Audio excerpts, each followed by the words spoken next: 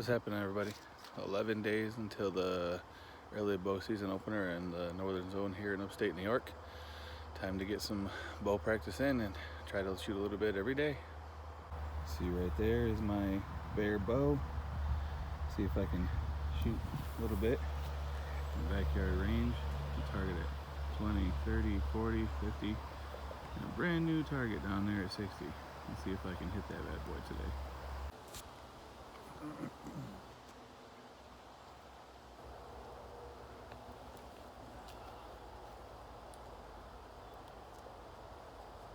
So I usually try to shoot about 2 or 3 volleys, anywhere between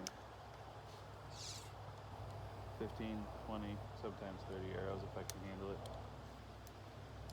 Looking forward to the season coming up. I'll try the 60 first.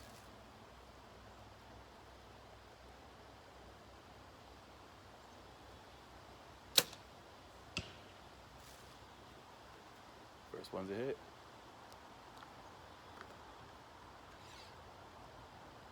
So you can see some of my arrows are white on the end. The fletchings have been pretty beat up on the other ones. So I found a new setup. Way of fixing it. Kind of ones that you melt onto it, shrink wrap. 50's a hit.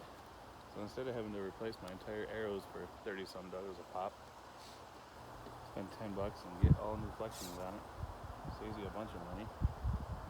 And they shoot just as accurately as anyone that you would buy from the store. Just gotta make sure you put them on there right. Try the 40.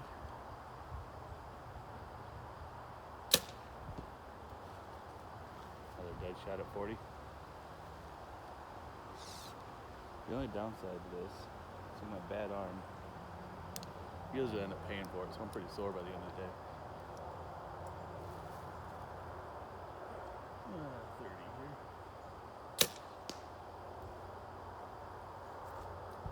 And one more at 20.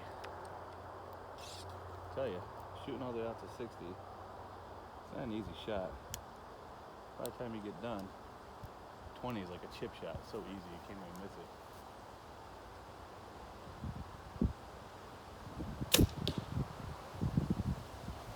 That's it for volley 1. You're gonna love this. My first shot with 60 on the new target. I don't think that deer's gonna be having a good day. That's what happens when you're fighting a cross breeze. So I will admit those were not the best shots that I've ever made, but they were all on target. And I'm not gonna make excuses, but I am tired and sore today from doing a long nature hike and stuff with the family, some falls and caves and stuff today. So we'll see if I can do better on the next rounds.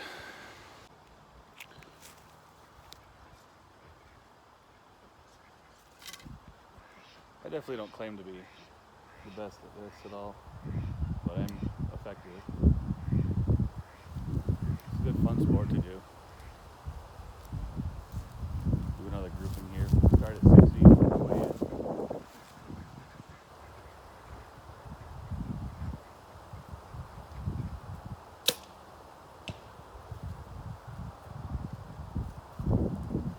Wind is weird. It keeps going from my left to my right. That last breeze right there was just straight on in my face. Try the 50.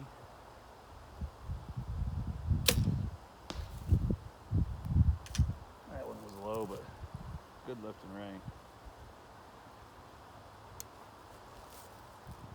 Moving on to the 40, my deer target. Usually don't plan on shooting past 40, but I always practice much further.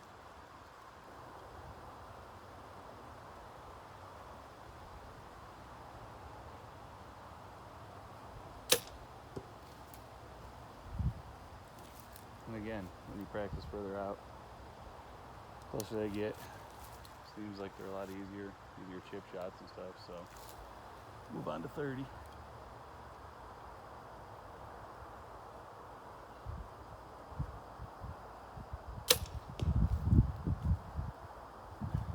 And 20 just, it seems so close to 20 yards that you can just reach out and touch the deer.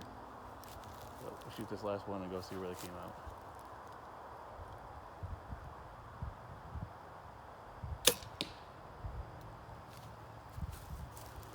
Let's see how that was. So walking on down here to the 20-yard target. It's a little homemade one, a box that I filled with a bunch of foam and stuff. So let's see how that came out. Oh, there you go, coming up on 20. A little high. Moving over here to my next one, the bag, 30. Don't mind my burn pit, gotta get going here. 30 bullseye. 40 is my actual 3D deer target. That's pretty beat up. My wife calls him Bernard. Made a kill shot on him. And like I said, my 50-yard target out here at the bag. Definitely dropped that shot nice and low, but left and right was good. Coming out to 60. Again, 60 yards, as long as it's on the bullseye in any way, shape, or form, I'm happy. Not a bad grouping. So one thing about being out here and shooting and stuff, I'm from a small town here in upstate New York. I grew up here. Grew up without my dad around, so no one taught me to hunt or anything growing up. Didn't really get into it even though I was from a small town. I was too busy being young and dumb and partying all the time. After I joined the military, eventually I got stationed in Hawaii with my wife and some friends out there. Got me into pig hunting, and it was all archery out there. And when I moved back here to New York, I just continued it, and now it's my biggest hobby and obsession is being out deer hunting all the time. And archery is definitely one of the more challenging ones and the ones that I enjoy the most. Anyone can reach out with a rifle, but getting a deer in close with a bow is definitely more challenging. So I do the mobile hunting and climb trees and stuff like that for it. So one thing I did notice is I watch a lot of shows on YouTube, the Hunting Beast and the Hunting Public, things like that. These guys are spending multi-hundreds, sometimes thousands of dollars on bows and equipment and everything, and they're all killing deer, you know, with their tactics and stuff of, they always say, you know, less than 20 yards, keep them within 20 yards, and yada yada yada. And they're spending so much money on their equipment. This Bear Rant RTH bow that I have, I bought it on Amazon a couple of years ago. It was like 250 bucks. You consider restringing it, and, you know, all my equipment, my release and my arrows and stuff. Over the last 3 years, I've spent maybe $400 on this stuff, and I get multiple deer every year. And you can see right there, I just had good groupings and bullseyeing and hitting my targets at 20, 30, 40, 50, and 60 yards. The possibility of shooting a deer at 60 yards, that's a long shot for a bow, especially here in upstate New York. You can hardly ever get a clear view on a deer that far, especially in the woods. So you can get into this sport relatively cheaply. You don't have to spend thousands like all these other guys and stuff. You can get into it, you know, it's all within budget. Just make sure you spend wisely and get something that's effective. I can't complain about this Bear Rant RTH. You know, other people may say, oh, it's cheap, yada, yada, yada. It's effective, and that's the only reason I'm out here doing this. It's effective, it's a fun sport, and it fills my freezer with meat for my kids. My wife and kids all love venison, so I'll continue to do it. So, thanks for watching, guys.